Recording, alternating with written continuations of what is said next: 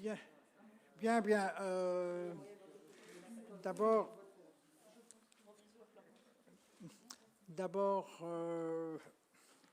merci à toutes et à tous pour votre présence, tant à la tribune que parmi les journalistes, et je salue celles et ceux qui nous suivent à distance via YouTube et d'autres réseaux sociaux. Nous sommes réunis pour vous présenter et pour signer un accord d'une extrême importance avec un montant financier très conséquent. C'est l'accord cadre intersectoriel, multisecteur du non-marchand. Vous vous souviendrez que nous avons au gouvernement, à l'initiative de Christie, de la ministre Montréal, débloqué 70 millions qui visaient à aider, à encourager les personnels des secteurs socio-sanitaires qui ont été mis à rude épreuve dans le cadre de la Covid.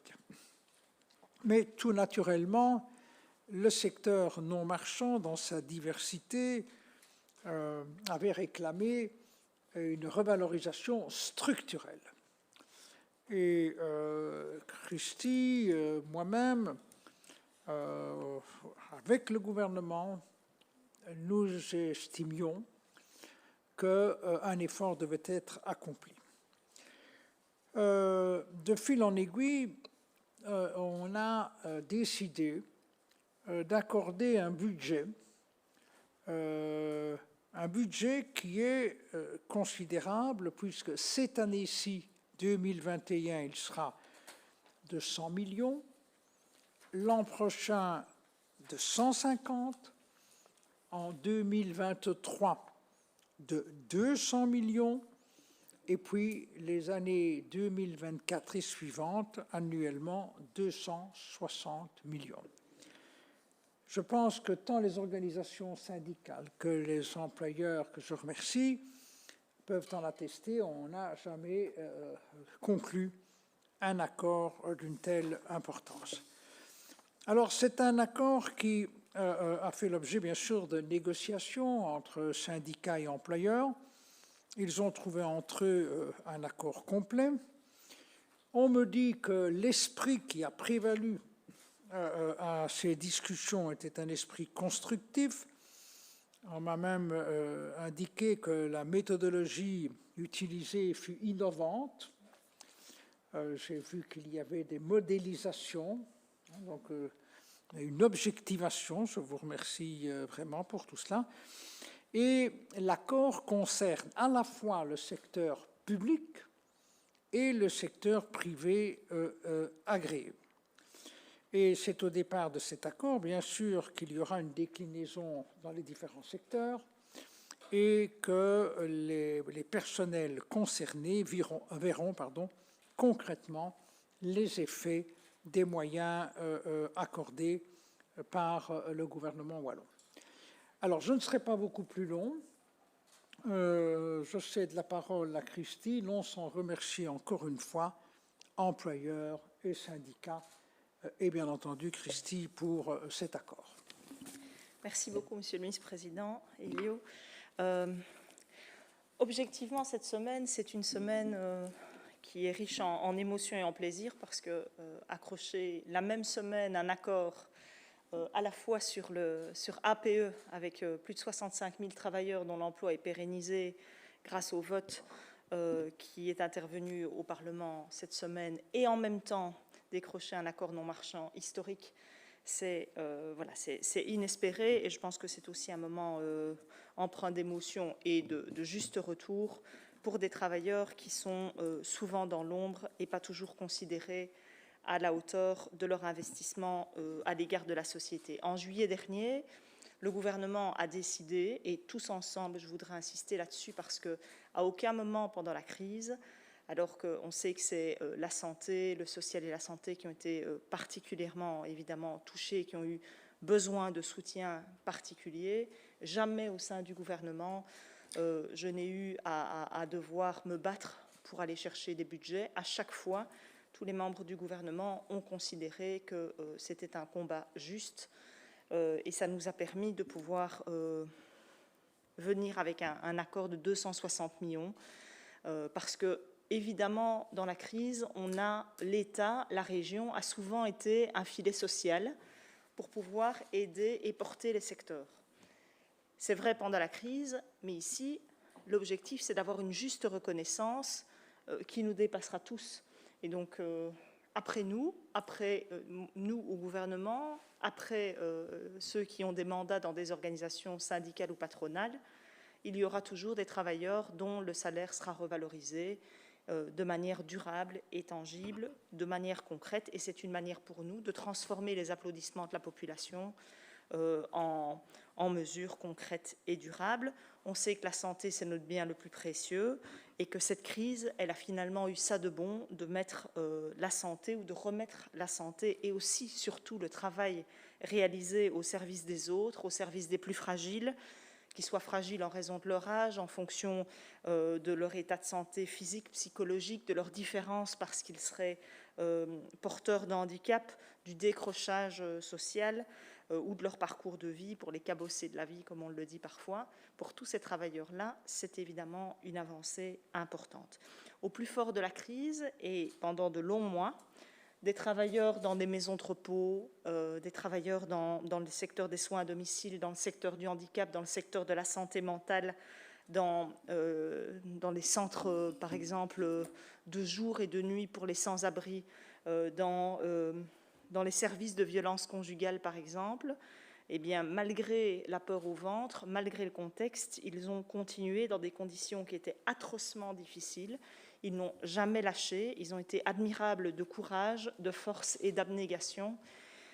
Et donc, trop souvent, ce secteur qui a été considéré comme ne rapportant pas, alors que ces travailleurs rapportent à la société bien plus que ce qu'elle ne leur a donné. Et donc, c'était une occasion unique, je crois, pour nous, de renverser la tendance, de dégager ces montants historiques, à la fois pour revaloriser les salaires de ces travailleurs et surtout de ces travailleuses, d'ailleurs, mais aussi d'apporter plus de bras, mais je laisserai les organisations syndicales et patronales s'exprimer, mais améliorer les conditions de travail, puisque souvent, dans le secteur, je pense par exemple aux aides-soignants, il y a beaucoup d'aides-soignantes qui se forment, qui commencent à travailler, et puis le métier est pénible, c'est difficile, il y a beaucoup de pression, elles le font parce qu'elles ont envie d'aider des personnes précarisées, des personnes dans des situations de dépendance, mais c'est extrêmement difficile, et donc elles considèrent qu'elles ne sont pas assez pour pouvoir faire le service comme elles voudraient le faire, et donc elles quittent le secteur, et elles le quittent très rapidement.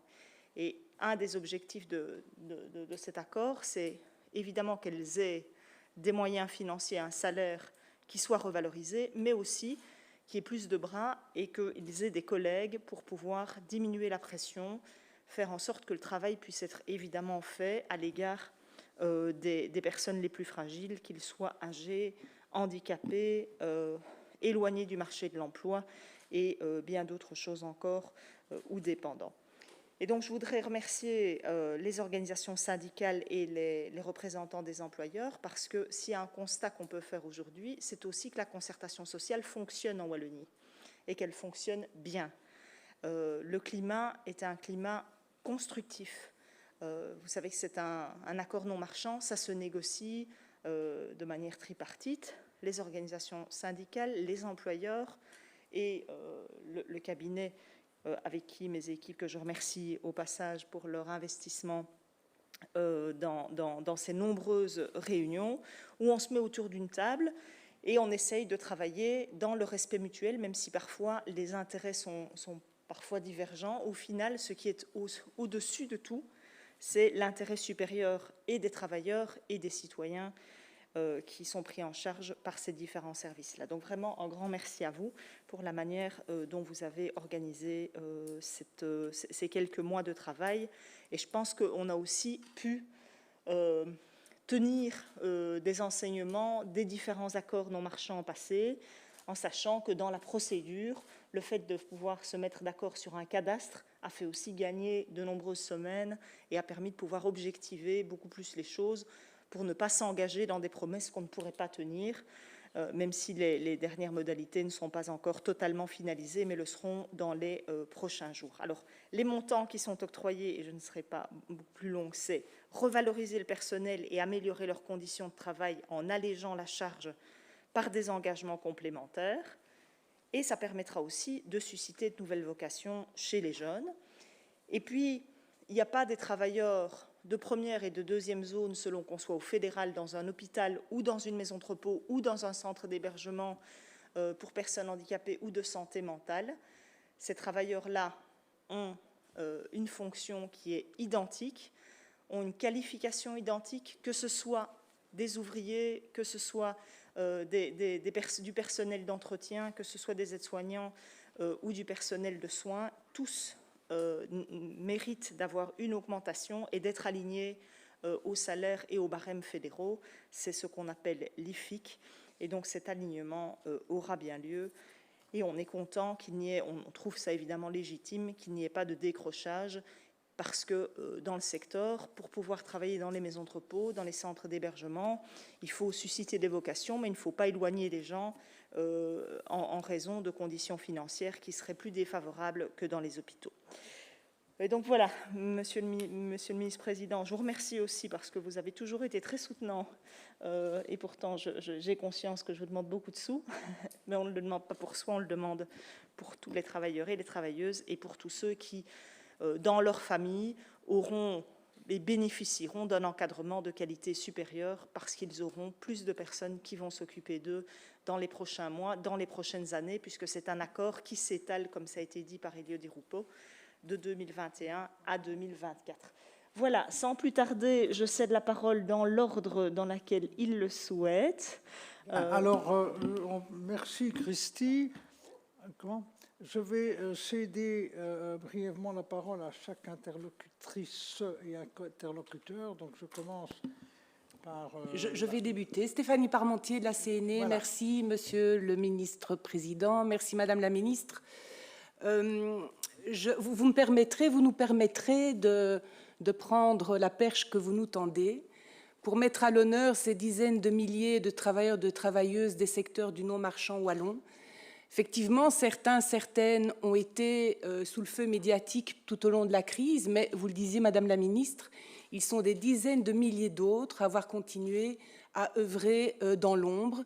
Nous avons utilisé, vous nous paraphrasez d'ailleurs, la notion de travailleurs invisibles, mais c'est vraiment criant de vérité et je crois qu'ils se reconnaîtront. Donc nous avions vraiment le besoin de pouvoir utiliser un budget ambitieux pour répondre aux besoins du personnel de terrain.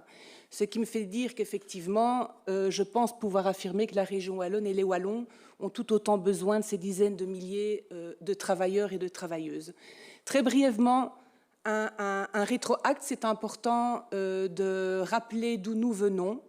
En mai 2020, à la sortie de la première vague, qui a, je ne vous l'apprends pas, fortement marqué les corps et les esprits de ces travailleurs, de ces travailleuses de terrain, les organisations syndicales privées et publiques interpellent les différents niveaux de pouvoir. Les cahiers de revendications sont introduits tant au niveau de la région bruxelloise, la Fédération Wallonie-Bruxelles, de la région wallonne.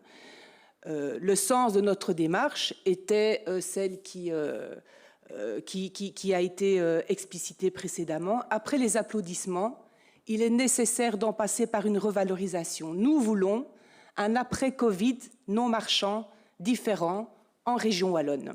Rappel du cahier de revendication. Nous estimons que le caractère essentiel de tous ces métiers, de l'ensemble des secteurs du non-marchand qui, comme Madame la Ministre l'a mis en avant, sont extrêmement diversifiés, il est mis en lumière par la crise sanitaire.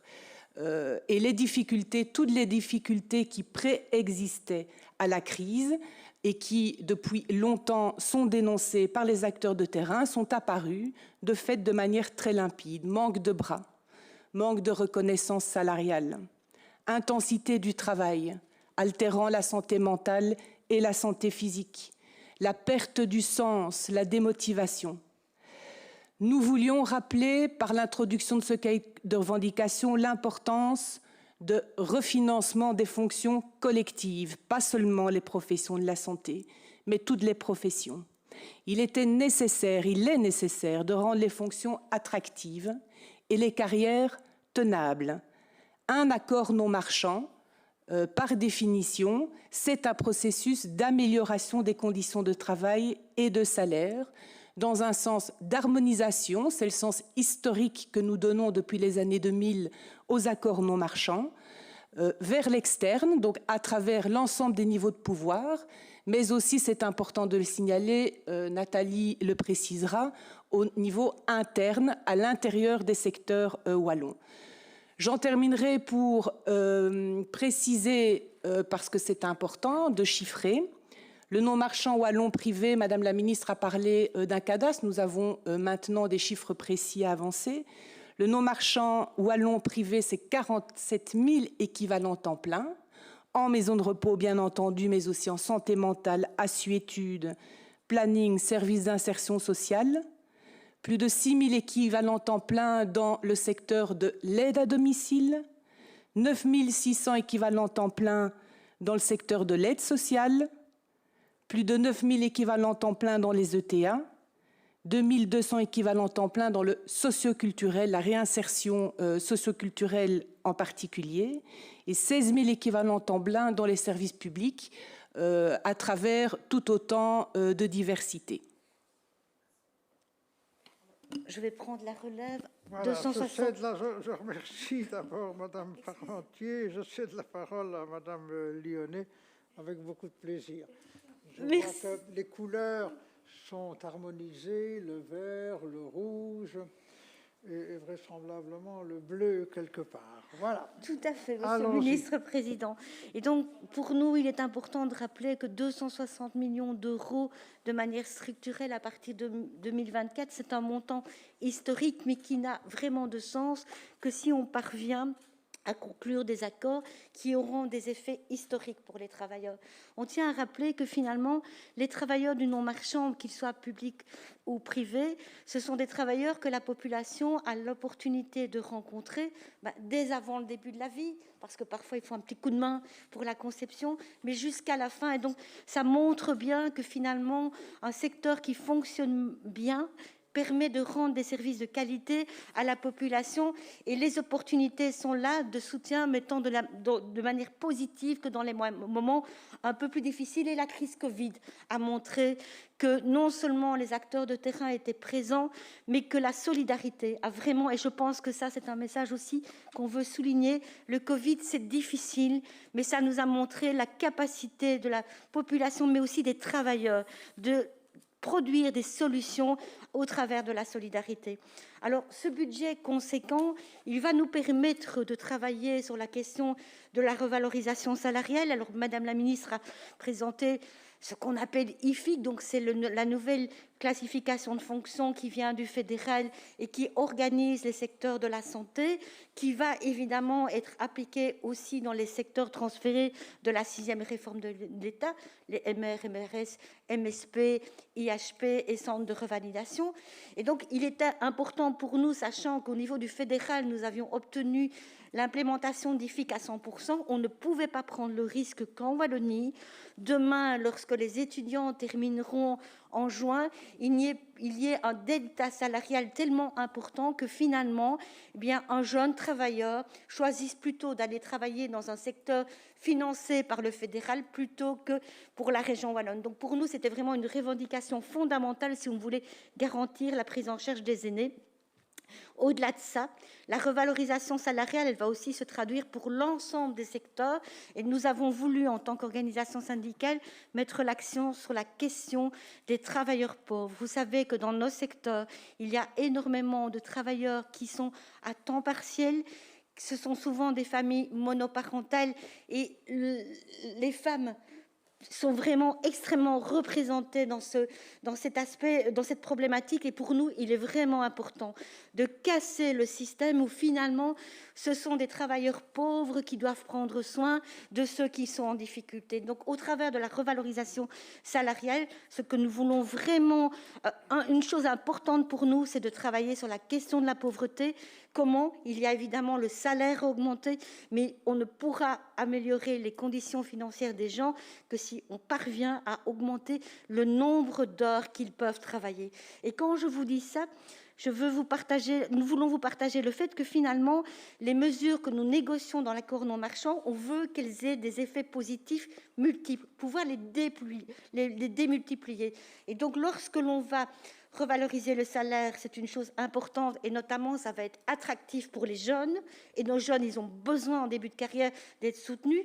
Mais lorsque l'on va négocier la question de la réduction collective du temps de travail pour les plus âgés, ça permettra aussi que des heures de travail se libèrent et que les travailleurs qui sont condamnés à des temps partiels puissent avoir une possibilité d'augmenter leur temps de travail.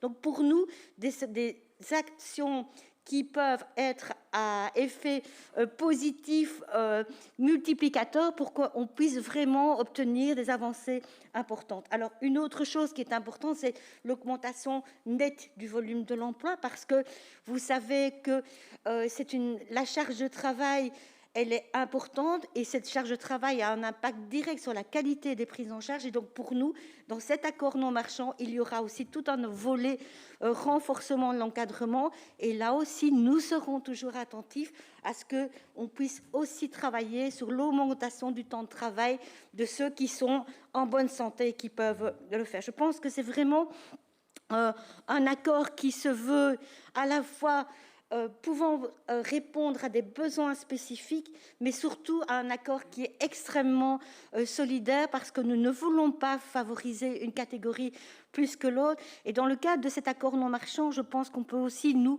remercier l'ensemble du cabinet qui a été extrêmement attentif et facilitateur sur la discussion, et on a pu avancer sur un certain nombre de choses, et notamment dans le cadastre, parce qu'on a pu intégrer finalement des secteurs qui ne l'étaient toujours pas, alors que ça faisait depuis des années qu'ils exerçaient une mission. Et donc voilà, un cadastre qui a été actualisé et qui demain va être un cadastre dynamique, parce que pour nous, il est extrêmement important que chaque euro qui va être injecté dans le secteur, on puisse en mesurer son efficacité. On a des objectifs, on veut améliorer la condition des travailleurs et en se faisant celle de la population. Et donc, on veut vraiment vérifier que ça fonctionne, que les mesures que nous avons pu négocier auront l'impact attendu. Mais voilà, je vous laisse, Monsieur le Ministre-président. Merci. Je vais donc poursuivre. Alors maintenant, je vais demander aux autres personnes, pour ne pas abuser de la patience des journalistes, de se concentrer uniquement sur une valeur ajoutée par rapport à tout ce qui a été dit, puisque j'imagine que tout le monde est d'accord avec les points largement exposés, tant par Stéphanie que par Nathalie. Et je cède la parole à Monsieur Dubois. Je vous en prie. Merci, Monsieur le Ministre-président. Mais je vais donc être assez court. C'est une étape importante, évidemment, mais ce n'est pas une fin. C'est plutôt un début.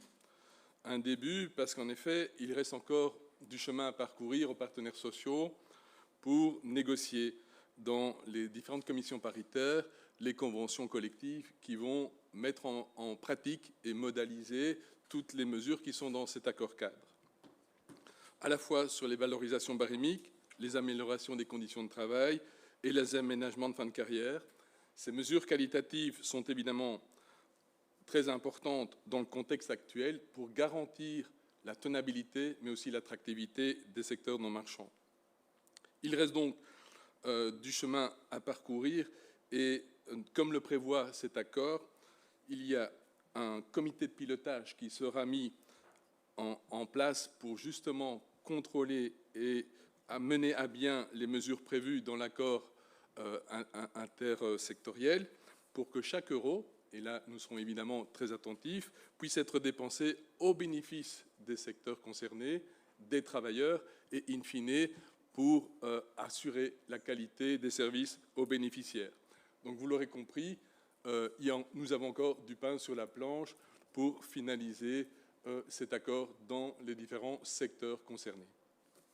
Merci infiniment, Monsieur Dubois. Je cède alors la parole sans transition à Monsieur Nissen. Merci, Monsieur le Ministre-Président. Je ne vais pas être trop long pour ne pas être redondant. Donc, je mettrai en avant, en tout cas, trois choses qui me semblent cruciales. D'abord, c'est le contexte qui a permis de discuter, de concerter dans les meilleures conditions possibles, puisque je ne dois pas vous le dire à vous, c'est compliqué de discuter, de concerter par écran interposé. Et donc, nous avons dû être innovants et dans la discussion technologique, enfin par les biais technologiques, mais également dans la façon de discuter, puisque était autour de la table repris l'ensemble des secteurs concernés, qu'ils soient privés ou publics. Et donc, c'est une première de la part du cabinet de Madame la Ministre, en tout cas de mettre les interlocuteurs tous ensemble autour de la table et de faire avancer les discussions en parallèle. Donc pour ça, je voudrais remercier les chevilles ouvrières du cabinet par le biais de notre collègue François là-bas qui a mené les débats de main de maître. Et donc je souhaite, en tout cas, j'espère de tout mon cœur pouvoir continuer à discuter dans ce cadre de discussion très agréable et apaisant pour les interlocuteurs sociaux que nous sommes. Mettre en avant dans l'accord un élément crucial pour nous, c'est l'attractivité du secteur. Et cette attractivité, elle sera elle sera concrétisée par plusieurs biais. Ce sera soit une revalorisation salariale, soit une amélioration des conditions de travail.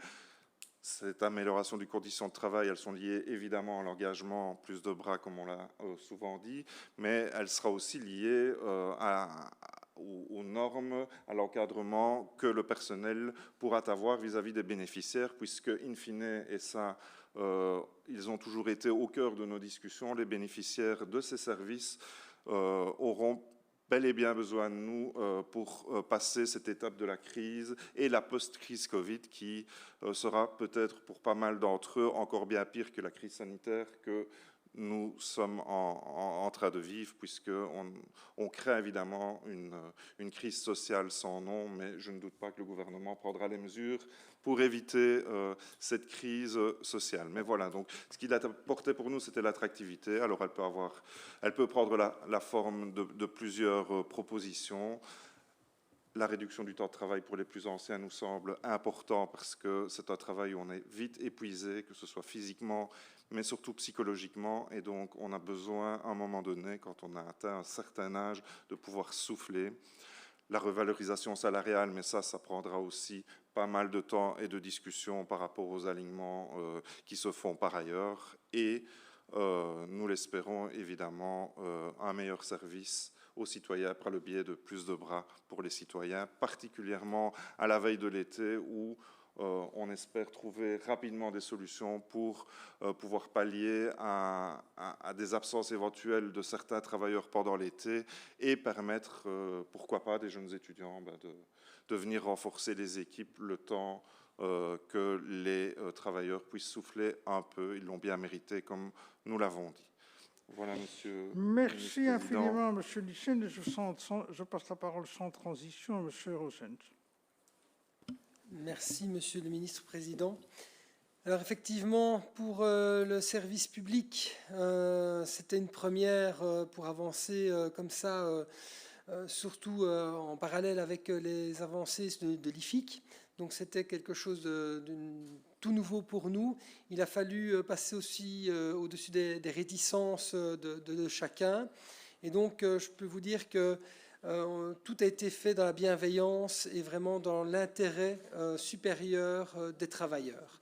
Quand on parle des travailleurs, moi je veux souligner le travail individuel de chaque travailleur, parce que souvent on met les gens dans une masse, mais je pense que chacun individuellement doit être remercié et vraiment dans sa fonction. Alors cet accord, évidemment, il est très important, il est essentiel, mais comme l'a dit Eric tout à l'heure, ce n'est qu'un début, puisque Madame la Ministre vous l'a dit, il y a des échéances, il y a des montants qui vont aller crescendo, et donc quelque part l'accord in fine le montant final ne sera disponible qu'en 2024. Et donc, je tiens à dire à l'ensemble des travailleurs et des travailleuses que ce sont des étapes qui vont arriver. Petit à petit, ils vont voir les effets, évidemment, mais il ne faut pas s'attendre, et je ne veux pas être un briseur de rêves, mais au contraire proposer le rêve à longue échéance, et sur le long terme, le travail va être fait sur les 3 prochaines années, bien entendu. Ça, c'est une chose importante, parce que je pense que là-dedans, le projet est important à souligner, et je vous remercie. Je ne vais pas être plus long, parce que tout a été dit. Merci. Merci infiniment. Et alors, donc, je pense pour clôturer, le représentant donc un des représentants de l'IPSO, c'est Stéphane Emmanuelidis, si je prononce bien. Parfaitement. Merci, Monsieur le Ministre-Président. Écoutez-moi, très simplement, je voulais ici, après l'ensemble des intervenants, vous témoigner de la conscience et de la reconnaissance qu'ont l'ensemble des employeurs du secteur non marchand wallon sur le caractère considérable de l'effort financier qui est fait. Je pense que c'est quelque chose qui, tout au long de cette discussion, a été mis en avant par chacune et chacun des employeurs du secteur. Par ce fait, nous considérons, nous employeurs, que le gouvernement a envoyé un signal fort à tous les travailleurs, mais à tous les entrepreneurs sociaux de la région qui travaillent pour des gens. Et c'est finalement ça, quand vous parliez tout à l'heure des applaudissements, nous aussi, en tant qu'employeurs, nous avions, il y a un an, fait une carte blanche en disant mais il faut faire quelque chose après les applaudissements de 20 heures, et ce quelque chose, vous l'avez fait. Vous l'avez fait. Alors, Monsieur le Ministre-Président, vous avez parlé d'une méthode nouvelle. Nous considérons, et quand je dis nous, je pense que les organisations syndicales avec nous, que nous devions d'être à la hauteur de l'attente des gens et de l'effort que vous avez fait. Et c'est pour ça que nous avons cru bon de mettre, permettez-moi l'expression, mais le paquet, pour que rapidement les moyens que vous proposiez soient mis à disposition. Et pour ça, il n'y avait pas d'autre solution que de ne pas rentrer dans les théâtralisations antérieures. Franchement, c'est l'état d'esprit dans lequel nous avons entamé ces négociations, et vous l'avez dit, ça a porté ses fruits, puisque rapidement, dans une autre méthode, mais nous sommes arrivés à un accord sur un ensemble de choses, et vraiment, nous considérons que nous devions ça par respect à tous les travailleurs, à toutes les institutions, les entreprises, qui, sur le terrain, ont souffert pendant la crise et aujourd'hui doivent pouvoir se relever et continuer à rendre des services. Alors voilà, je pense que nous ne pouvons que nous féliciter. C'est le début d'un processus, mais ce processus, il a bien commencé. Il faut savoir que pendant que nous parlons ici, il y a 1 ou 2 secteurs qui sont eux-mêmes en commission paritaire pour travailler. Donc c'est vraiment quelque chose qui est aussi inédit. C'est qu'au jour où on se parle, très très vite finalement, après la conclusion d'un certain nombre de principes, des réunions de commission paritaire multiples se sont déroulées dans tous les secteurs d'activité. Et donc ça veut dire que moi, au nom de l'ensemble des employeurs, je peux vous dire que nous sommes confiants dans le fait que très rapidement, on fera quelque chose de significatif pour l'attractivité des secteurs. Et comme le disait Nathalie Lyonnais, en pensant bien aussi aux travailleurs qui sont les moins favorisés au niveau financier, qu'on ne travaille pas pour les gens dans des carrières magnifiques, en étant tout juste au-dessus du seuil de pauvreté, c'est un minimum. Et effectivement, attirer les gens, ça se fait aussi par des mesures spectaculaires. Et puis surtout, nous allons créer de l'emploi net supplémentaire. Et je souhaite d'ores et déjà bienvenue à ces futurs collègues, des gens qui vont arriver et qui vont pouvoir très rapidement porter renfort à toutes les personnes qui ont travaillé et qui continuent à travailler encore dans notre secteur. Merci à tous en tout cas, également à François qui a été avec nous dans ces négociations, mais vraiment mille merci au gouvernement, aux interlocuteurs sociaux, et moi je remercie également l'ensemble des fédérations patronales qui ont vraiment joué un jeu, je pense que vous l'avez compris, mais qui a vraiment été hyper constructif malgré des difficultés qui, vous l'imaginez, n'ont pas été peu nombreuses. Merci infiniment. J'imagine que M. Van der Zip s'associe à ces paroles. Voilà, il me reste, avant de signer avec les employeurs et les syndicats l'accord, et avec Christy, vous céder la parole. S'il y avait une ou l'autre question, c'est bien volontiers que les uns et les autres tenteraient de vous répondre. Et si c'est clair, c'est qu'on a bien fait son travail. Manifestement, c'est clair. Alors, moi, je voudrais à mon tour remercier une fois encore les représentants, décidément, syndicaux et les représentants des employeurs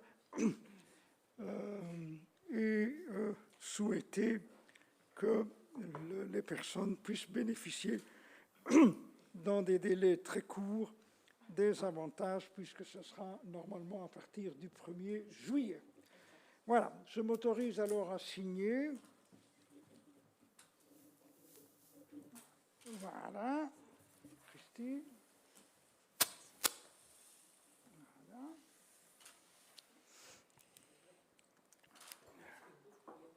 Oui, je peux regarder là. Il faut regarder. Voilà, voilà. Voilà. Oui, voilà. Voilà. Super. On va le passer de l'autre côté. Oui, voilà. On préfère signer plutôt que d'autres. Hein. Voilà.